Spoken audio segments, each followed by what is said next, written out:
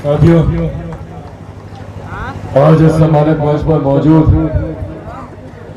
Bharatiya Janata party के प्रदेश अध्यक्ष, बिहार प्रदेश के उप मुख्यमंत्री मेरे भाई सम्राट चौधरी जी मौजूद इस सम्मानित मंच पर, जिन्होंने अभी अपने जोरदार भाषण से, जिन्होंने आपको बिहार प्रदेश की वास्तविक राजनीतिक परिस्थितियों से आपको अवगत कराने का काम किया कि कैसे कई दल अलग अलग समाज के बारे में बात तो करते हैं, पर जब बात उस समाज को देने की आती है तो बातें सीमित सिर्फ अपने तक रह जाती हैं।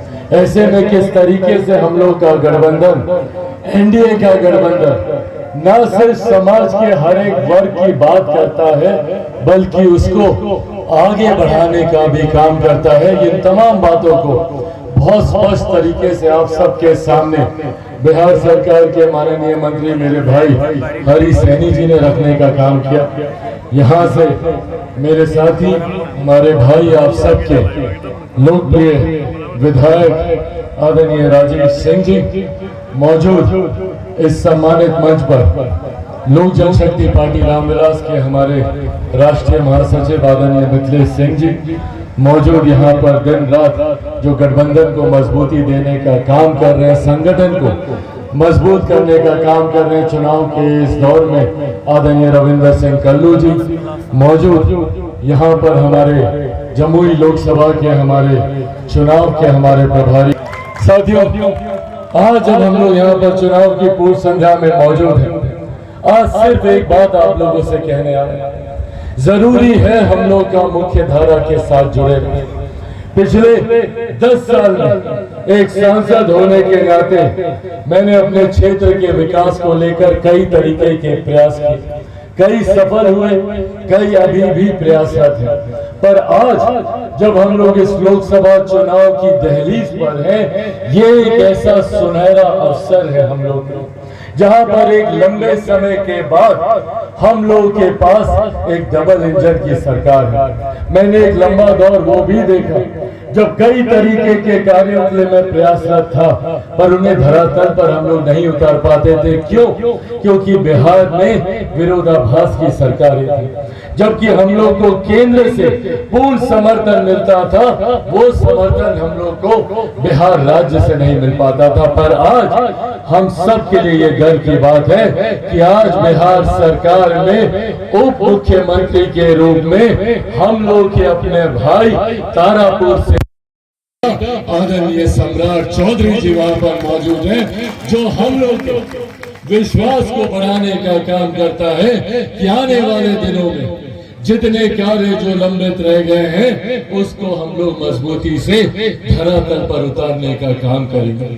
साथियों, आज देश में जहां एक तरफ आदरणीय प्रधानमंत्री नरेंद्र मोदी जी देश को विकास की राह पर तीव्र गति से आगे लेकर जाने का कार्य कर रहे हैं, ये बात हम में से किसी से नहीं छुपी है कि आज देश में ही नहीं दुनिया में भारत का डंका बजता है। आज दुनिया के किसी भी कोने में चले जाइए, भारत और भारतीयों को वो सम्मान की दृष्टि से देखा जाता है जो आज से पहले कभी संभव नहीं था। ये हम भारतीयों के लिए ये गौरव की बात है, ये सम्मान की बात है। एक ऐसे प्रधानमंत्री जो देश की अर्थव्यवस्था को मजबूत करने में लगे हैं। कई लोग कहते हैं अर्थव्यवस्था संभवतः अर्थशास्त्रियों से जुड़ा हुआ विषय है, पर जब एक देश की अर्थव्यवस्था मजबूत होती है तो हर राज्य का राजस्व बढ़ता है। जब राज्य का राजस्व बढ़ता है तो हर क्षेत्र का आर्थिक विकास होने लगता है, और जब हर क्षेत्र का आर्थिक विकास होता है तो हर गरीब व्यक्ति के हाथ में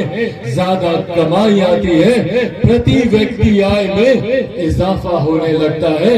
ये सोच अर्थव्यवस्था को मजबूत करने की, ये सोच हर गरीब परिवार को आर्थिक रूप से सक्षम करती है।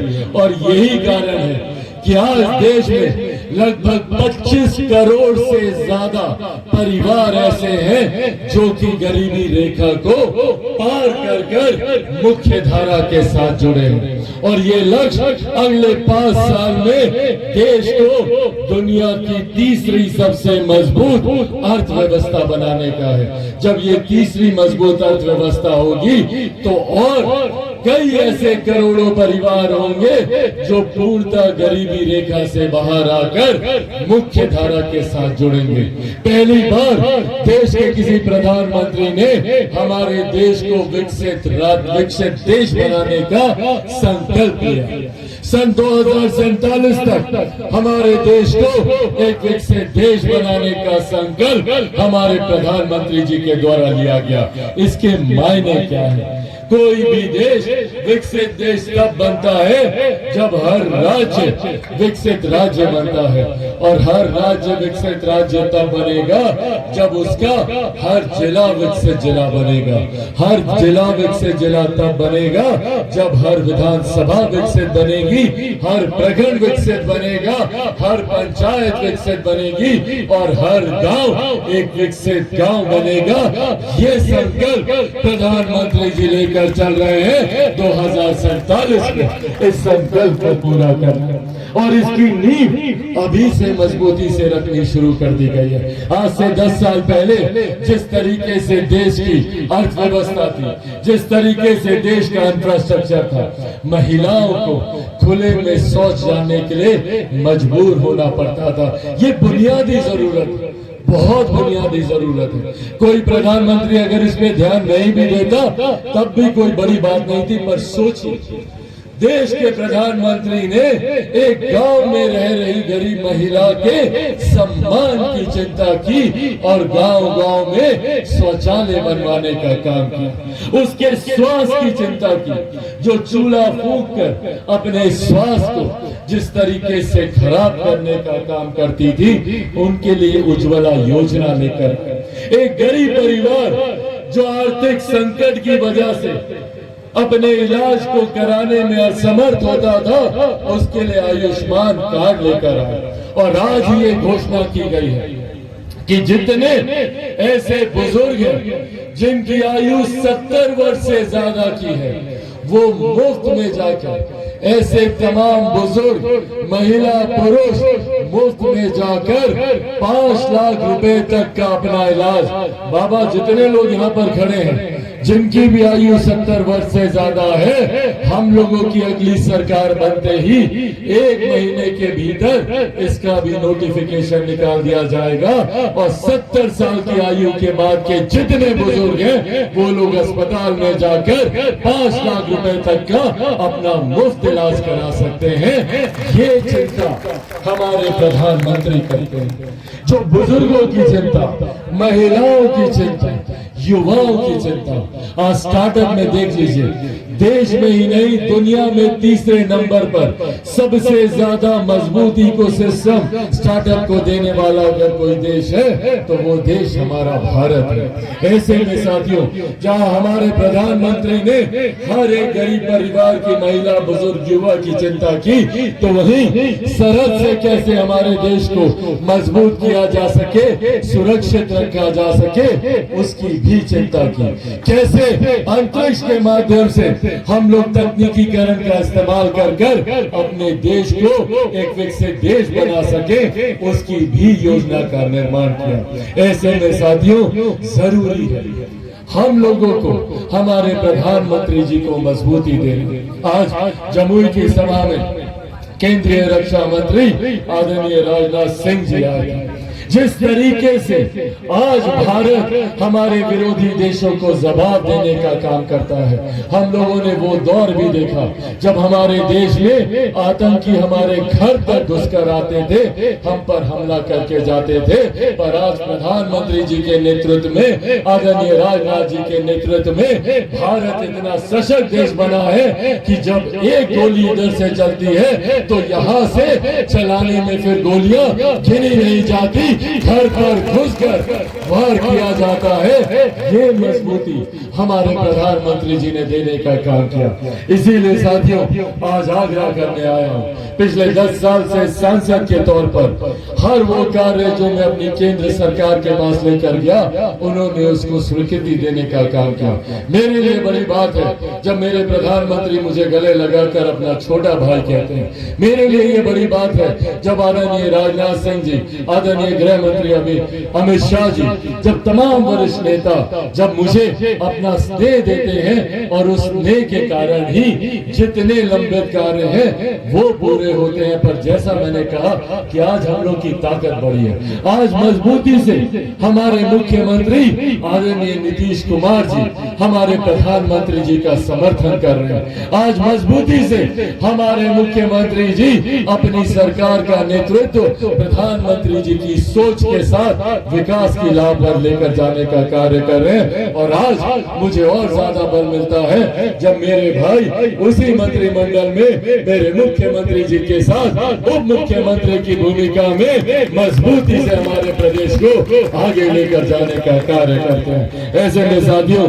ये आग्रह बस आप लोगों से करने आया हूँ। आगामी 19 तारीख को चुनाव है, आप लोगों ने दो बार भारी मतों से मुझे अपना समर्थन देने का कार्य किया। इस बार एक राष्ट्रीय अध्यक्ष की भूमिका में हूँ। मेरे पिता पिछली बार जब आप लोग के बीच आया था चुनाव के दौरान, उस वक्त मेरे नेता मेरे पिता आदरणीय रामविलास पासवान जी थे। आज वो इस दुनिया में नहीं है, और उनके जाने के बाद मेरा व्यक्तिगत जीवन, मेरा राजनीतिक जीवन कई उतार चढ़ाव से गुजरा। मेरे कई अपनों ने जहां मेरा साथ छोड़ा, तो वहीं आप लोगों ने ईमानदारी से मुझे सिर्फ अपना बेटा कहा नहीं, मुझे अपना बेटा समझकर, अपना बेटा, अपना भाई, अपना भतीजा मानकर आप लोगों ने मुझे संभालने का काम किया। मेरी महिलाओं ने मुझे चाची बनकर, माँ बनकर, बहन बनकर आप लोगों ने जिस तरीके से मेरे आंसू पोंछने का काम किया और मुझे पुनः वो मजबूती देने का काम किया। पिछले 2.5-3 सालों में जिस तरीके से आप लोगों ने मुझे संभाला है, उसके लिए मैं उम्र भर आपका आभारी रहूंगा। इस बार मैं यहाँ से चुनाव नहीं लड़ रहा, पर इसका कतई ये मतलब नहीं है कि मैं आप लोगों के बीच से जा रहा हूँ। मेरे नेता ने 2019 में आप लोगों से वादा किया था। उस वक्त आदरणीय रामविलास पासवान जी कहकर गए थे कि मैं आप लोग को एक सांसद नहीं 2 सांसद दे रहा हूँ। उस वक्त उन्होंने मेरा जिक्र करते हुए अपने आप को उससे जोड़ा था और कहा था कि जमुई लोकसभा को, तारापुर को 2 सांसद मिलने जा रहे हैं। मेरे नेता के निधन के बाद कहीं ना कहीं उनका ये वादा अधूरा रह गया था, पर आज मैं पुनः उस वादे को पूरा करने जा रहा हूँ। पुनः आप लोग को 2 सांसद मिलेंगे। अरुण भारती जी के रूप में आपको अपने सांसद मिलेंगे, तो वही मैं भी उसी भूमिका में रहूंगा जिस भूमिका में मैं पिछले 10 साल से रहा। यहाँ पर एक बार फिर से आप सबका मैं धन्यवाद करता हूँ। अपने पार्टी के तमाम साथियों का, गठबंधन के तमाम साथियों का मैं धन्यवाद करता हूँ, जो दिन रात बिना किसी उम्मीद के मेहनत करते हैं, दिन रात आप लोगों के बीच रहने का काम करते हैं। ऐसे में मैं धन्यवाद करना चाहूंगा भाजपा के तारापुर के विधानसभा के प्रभारी अमरीश सिंह जी का, भाजपा के असरगंज के प्रखंड अध्यक्ष दिवाकर सिंह जी का, भाजपा के तारापुर के प्रखंड अध्यक्ष नीतीश कुमार जी का, भाजपा के टिटिया बम्पर के प्रखंड अध्यक्ष प्रणव जी का, भाजपा के संग्रामपुर के प्रखंड अध्यक्ष कुंदन जी का, भाजपा के संग्रामपुर के नगर अध्यक्ष राजेश रोशन जी का, भाजपा के खड़गपुर के नगर अध्यक्ष रजनीश जी का, मौजूद यहाँ पर जदयू टिटिया बम्पर के प्रखंड अध्यक्ष संजय सिंह जी का, जदयू तारापुर के प्रखंड अध्यक्ष जय किशन सिंह जी का, जदयू संग्रामपुर के प्रखंड अध्यक्ष कमल नयन जी का, जदयू असरगंज के प्रखंड अध्यक्ष कृष्ण नंदन सिंह जी का, जदयू खड़गपुर के नगर अध्यक्ष संजय मंडल जी का, लोजपा तारापुर के प्रखंड अध्यक्ष जयराम मंडल जी का, लोजपा मौजूद यहाँ पर चंदन पासवान जी, मौजूद यहाँ पर नीरज पासवान जी, और मौजूद इस गर्मी में भी आप लोग यहाँ पर हम सबको आशीर्वाद देने आए। एक बार फिर से आप सबका बहुत बहुत धन्यवाद, बहुत बहुत आभार। एनडीए गठबंधन जिंदाबाद, एनडीए गठबंधन जिंदाबाद, एनडीए गठबंधन जिंदाबाद। बहुत बहुत धन्यवाद। जय हिंद, जय बिहार, जय तारापुर। बहुत बहुत धन्यवाद आदरणीय चिराग जी।